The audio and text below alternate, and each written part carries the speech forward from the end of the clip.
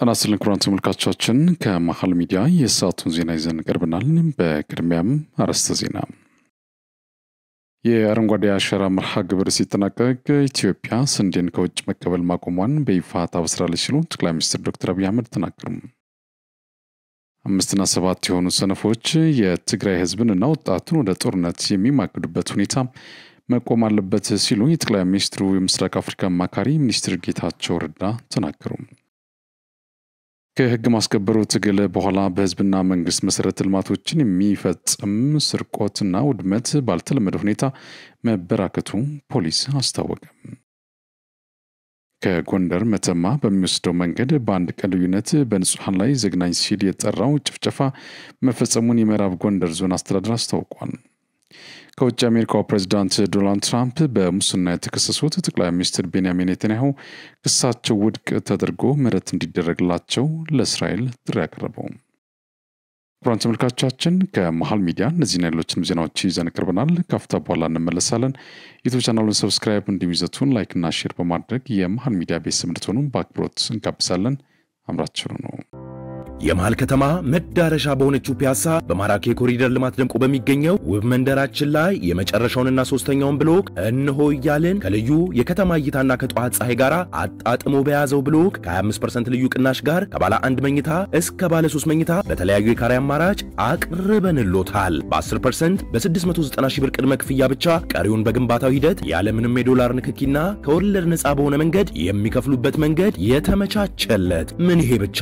እዛው ፒያሳ አድዋ ሙዚየም ፊት ለፊት G+5 የገበያ ማዕከል በ3.9 ሚሊዮን ብር ሙሉ ክፍያና በ900 ሺህ ብር ቅድመ ክፍያ የግሉ ያድርጉ። ለበለጠ መረጃና ለሳይት ጉብኝት ከታች ባለው ስልክ ይደውሉ።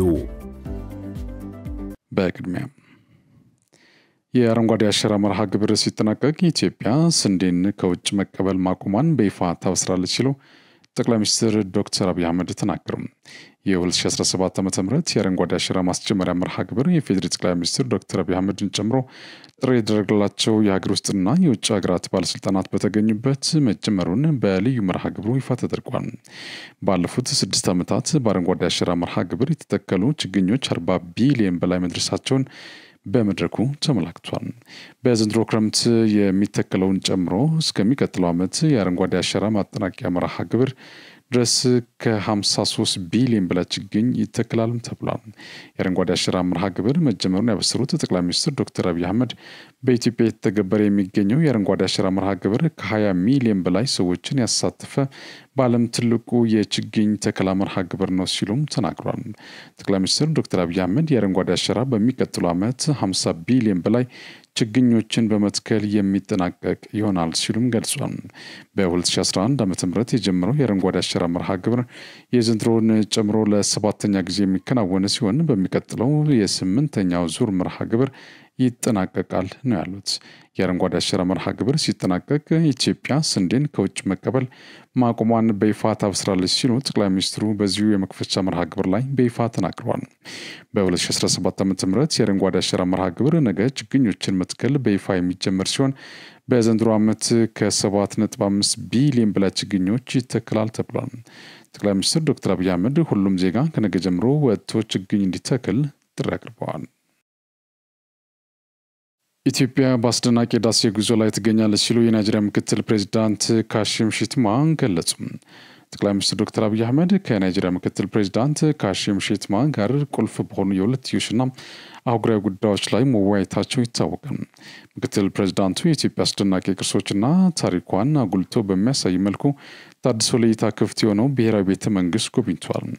ጉብኝታቸውን በተመለከተም በይፋዊ የክብር መዝገብ ላይ ባሰፈሩት የማስታወሻ መልእክት ብሔራዊ ቤተ መንግስቱ ህያው ታሪክ ነው ብሏል። ኢትዮጵያ ከአፍሪካ ቀኝ ያልተገዛች ብቸኛዋ ሀገር መሆኗን ያወሱት ምክትል ፕሬዝዳንቱ በአስደናቂ የህዳሴ ጉዞ ላይ ትገኛለች ነው ያሉት። በኢትዮጵያ ድንቅ የታሪክ ጸጋና ታላቅ ሀገርነት ኩራት እንደተሰማቸውም ነው በመልእክታቸው የጠቀሱት። ዩኒቨርሲቲዎች ከፊታችን ሰኞ ጀምሮ የሚሰጡን የ12ኛ ክፍል ብሔራዊ ፈተና የሚወስዱ ተፈታኞችን ዛሬ ሰኔ 20 2017 ዓ.ም መቀበል መጀመራቸው ታወቀ። የ2017 ዓ.ም የ12ኛ ክፍል ማጠናቀቂያ ብሔራዊ ፈተና ከሰኔ 3 እስከ ሐምሌ 8 2017 ዓ.ም እንደሚሰጥ የትምህርት ሚኒስቴር ማስታወቁ ይታወሳል። በወጣው መርሃ ግብር መሰረት ሰኞ ሰኔ 23 2017 ዓ.ም የተፈጥሮ ሳይንስ ተማሪዎችና ፈተና ይጀምራል። ፈተናውን ለመውሰድ 608,000 ተማሪዎች የተመዘገቡ ሲሆን 150,000 የሚሆኑት በበይነ መረብ የሚፈተኑ መሆናቸው ታውቋል። የኢትዮጵያ ብሔራዊ ባንክ የዋጋ ንረትን ለመቆጣጠር እየተገበረ ያለውን ጥብቅ የገንዘብ ፖሊሲ አጠናክሮ እንዲቀጥል በተወካዮች ምክር ቤት የፕላን በጀትና ፋይናንስ ጉዳዮች ቋሚ ኮሚቴ አሳሰበም። ቋሚ ኮሚቴው የባንኩን 2017 በጀት ዓመት የ11 ወራት የስራ አፈጻጸምን ገምግሟል። የኢትዮጵያ ብሔራዊ ባንክ ገዢ ማሞ ምህረቱ የተቋሙን የገንዘብ ፖሊሲ የዋጋ ግሽበትን ለመቀነስ ስለተወሰዱ እርምጃዎች የውጭ ምንዛሬ ሪፎርሙ ያስገኘው ውጤት ጨምሮ የባንኩን የስራ አፈጻጸም ሪፖርት አቅርቧል። በማብራሪያቸው ተለዋዋጭ የዓለም ጂኦፖለቲካ የሀገራትን የኢኮኖሚ እድገት የተገማች ማድረጉን አነስተዋል። ኢትዮጵያ ይህን ተግዳሮት በመቋቋም ዘላቂ የኢኮኖሚ እድገት ለማስመዝገብ የሚያስችል የሪፎርም ተግባራት ማከናወኗን ነው ያብራሩት። በተያዘው በጀት ዓመት የኢኮኖሚ ጫናን በመቋቋም በፊስካልና በገንዘብ ፖሊሲ እንዲሁም በውጭ ምንዛሬ ግኝት ውጤታማ ስራ አከናውኗለችም ብሏል። የገንዘብ ፖሊሲ ማሻሻያው የዋጋ ንረትና የኑሮ ውድነትን በማረጋጋት በኩል ጉልህ ሚና እንዳለው አነስተው ባንኩ በዚህ ዓመት ለመጀመሪያ ጊዜ ምንም አይነት ብድር ለመንግስት አለመስጠቱን አመላክቷል። ከ50 ዓመታት በላይ ጥብቅ ቁጥጥር ሲደረግበት የነበረው የውጭ ምንዛሬ አስተዳደር ስርዓት በገበያ እንዲወሰን መደረጉም ትልቁ ስኬት ማስመዝገቡን ገልጿል። በዚህ በህጋዊ ገበያና በትይዩ ገበያ መካከል የነበረው ከፍተኛ ልዩነት በማጥበብ ወደ ኢኮኖሚው የሚገባውን የውጭ ምንዛሬ እንዲጨምር መደረጉም ነው ያብራሩት። በአሁኑ ጊዜ የባንኩ ዘርፍ በሁሉም መመዘኛዎች ጤናማ የሚባል መሆኑንም ነው ያስረዱት። በባንኮች መካከል ያለው እርስ በርስ የመበዳደር ምጣኔና የውጭ ምንዛሬ ክምችታቸው መጨመሩንም ተናግሯል።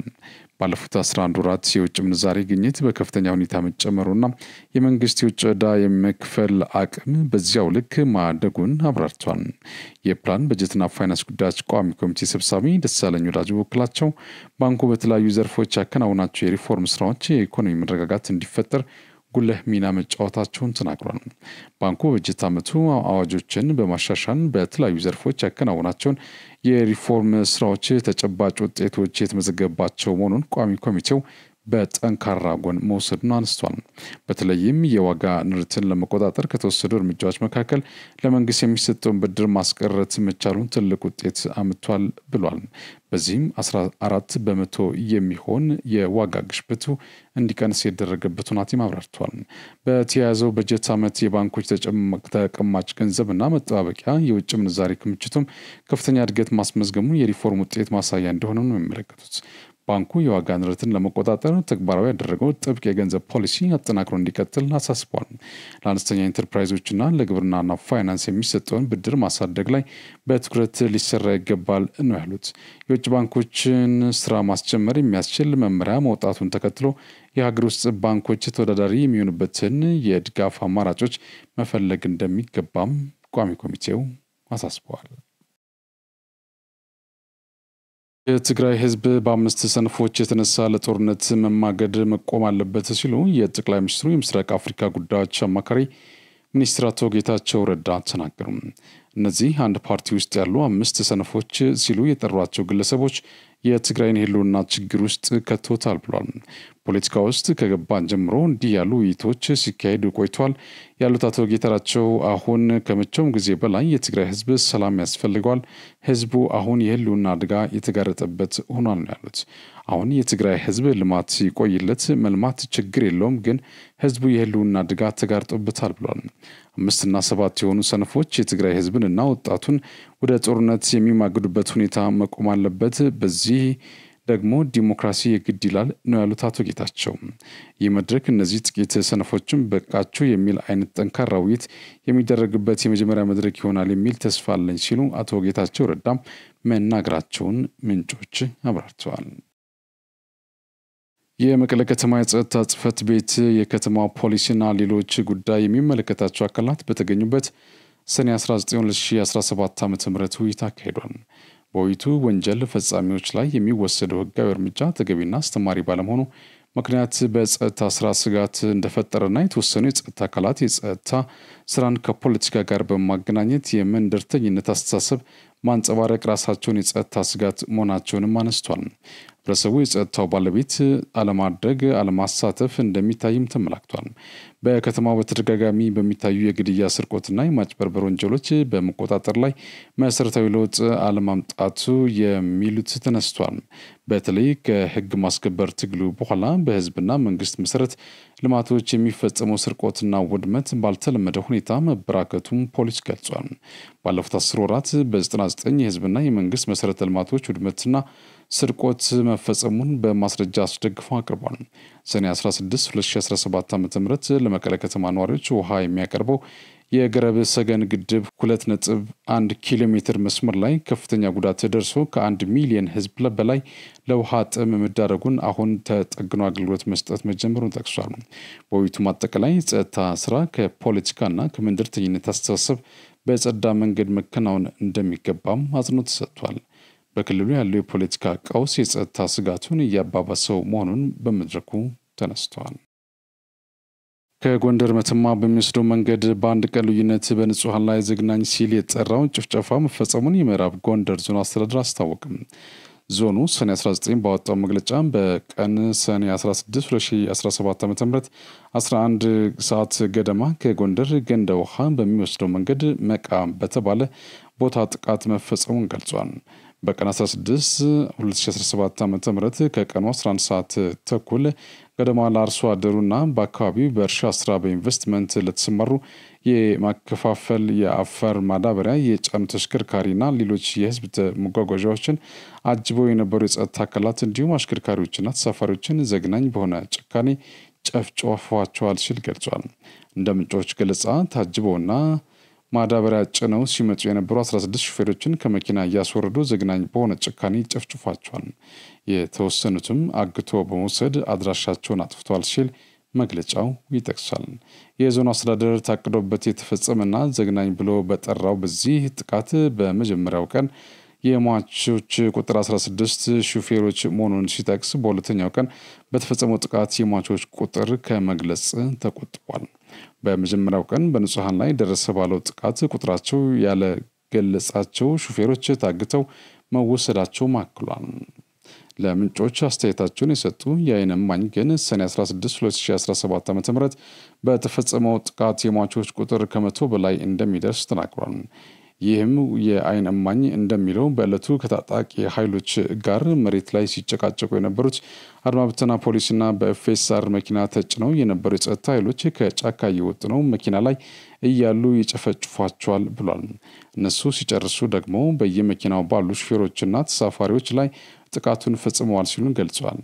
የዞኑ አስተዳደር ጽንፈኛ ሲል የሚጠራውን ታጣቂ ኃይል በአካባቢው 2008 ዓ.ም ጀምሮ በንጹሃን ዜጎች ላይ ግድያና እገታ እንደሚፈጽም በመግለጫው አነስተዋል።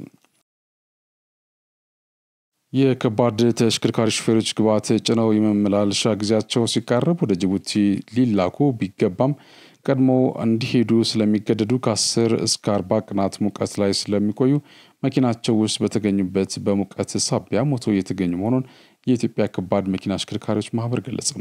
በሳምንት 3 አሽከርካሪዎች በፀሐይ ሙቀት በጅቡቲ እንደሞቱ አንድ ሟች የኢንሹራንሳቸው አባል በመሆኑ የኢንሹራንስ ፕሮሰስ ሲያልቅ የሚገባውን እንደሚያገኝ ገልጾ አዋሽ ላይ ነው መኪና ውስጥ ተኝቶ ጠዋት ሞቶ የተገኘው ነው ያለው።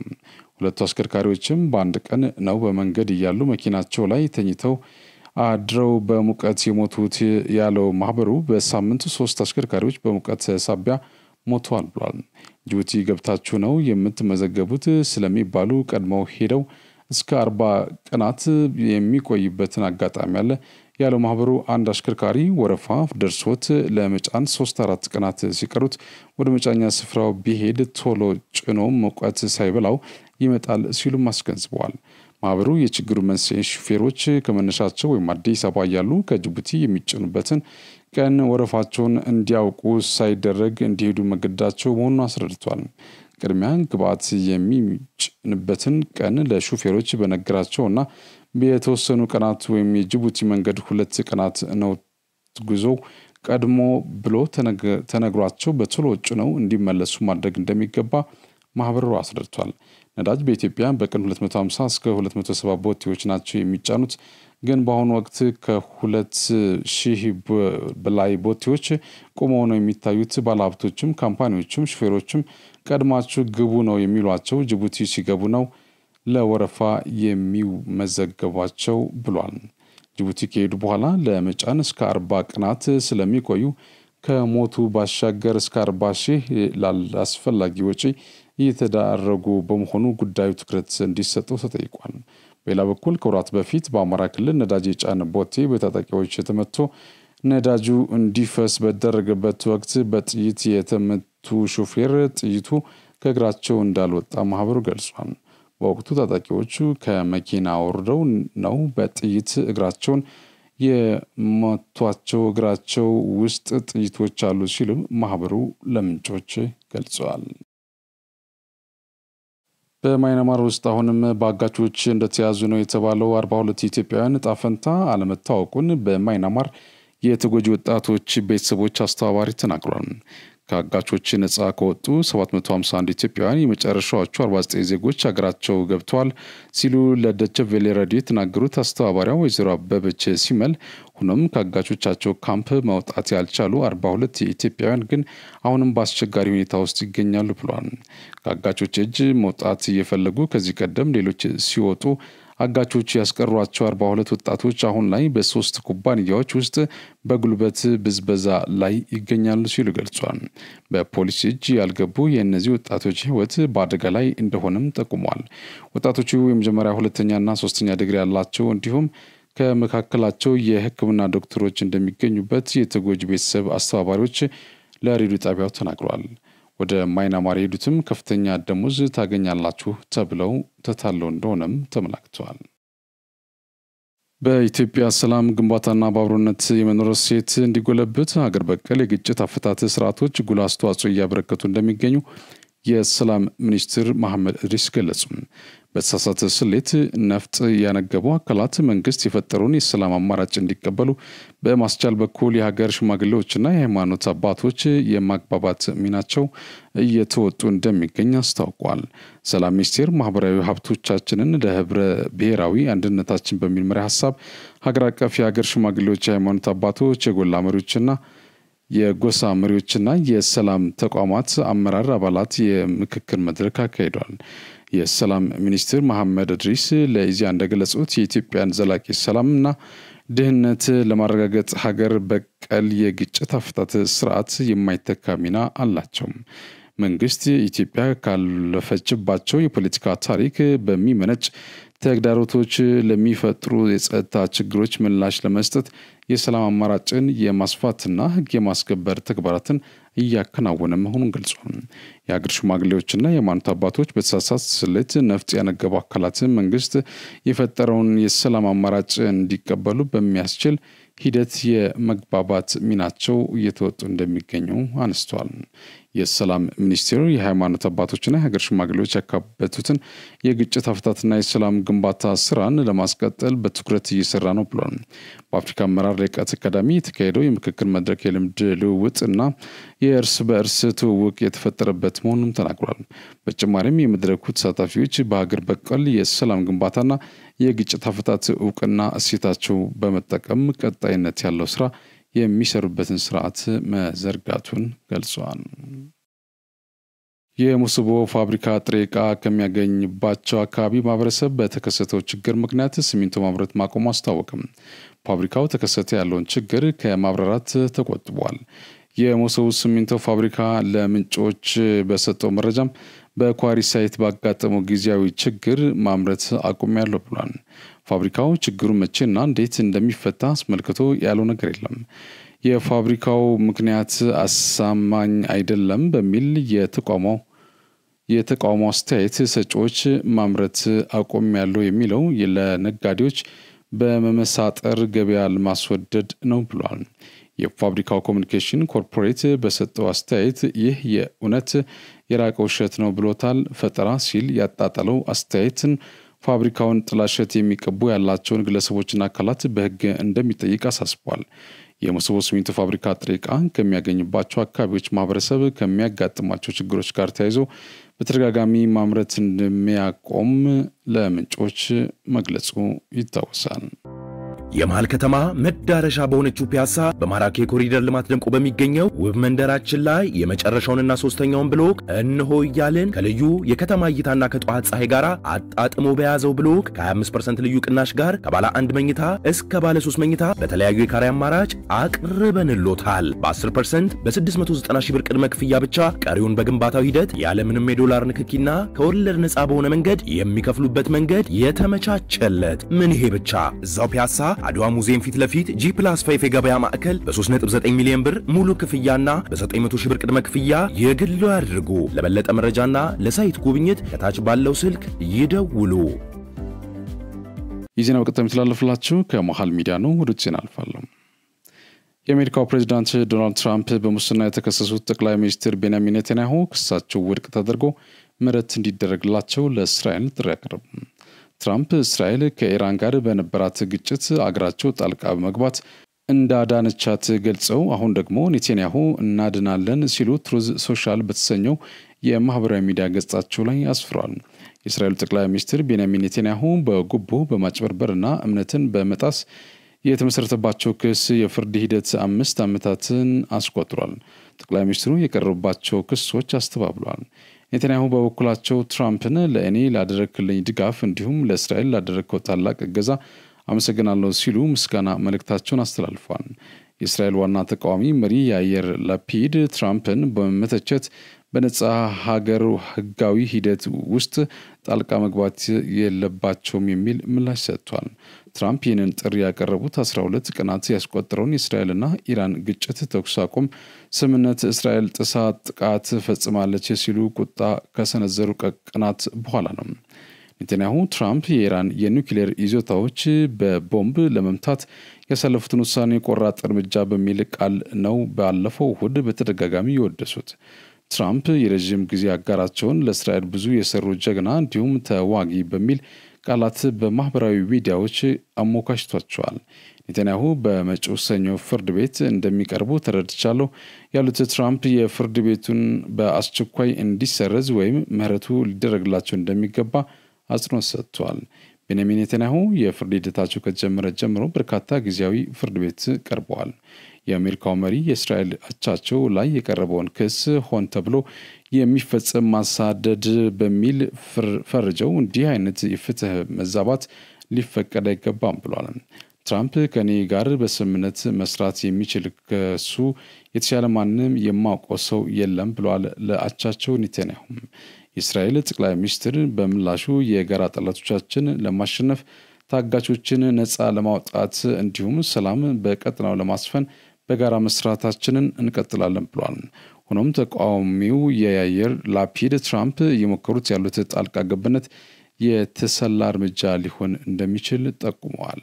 ኔታንያሁ የታጋቾች ስምምነት ላይ እንዲደርስ ጫና በማድረግ የጋዛን ጦርነት ለማቋጨት እና በምላሹ ትራምፕ ይህንን ሽልማት ሊሰጡት ነው ሲሉ የያር ላፒድ ያኔት ለተሰኘው የእስራኤል ድረገጽ ተናግሯል።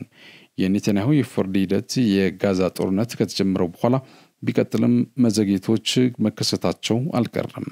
ኔታንያሁ በጋዛ ያለው ጦርነት እንዲራዘም የሚፈልጉትን ምርጫው እንዲዘገይና የፍርድ ሂደቱም ከመጠናቀቁ ለመደናቀፍ እንዲሆን እንደሆነ አንዳንድ አስተያየት ሰጪዎች ይናገራሉ።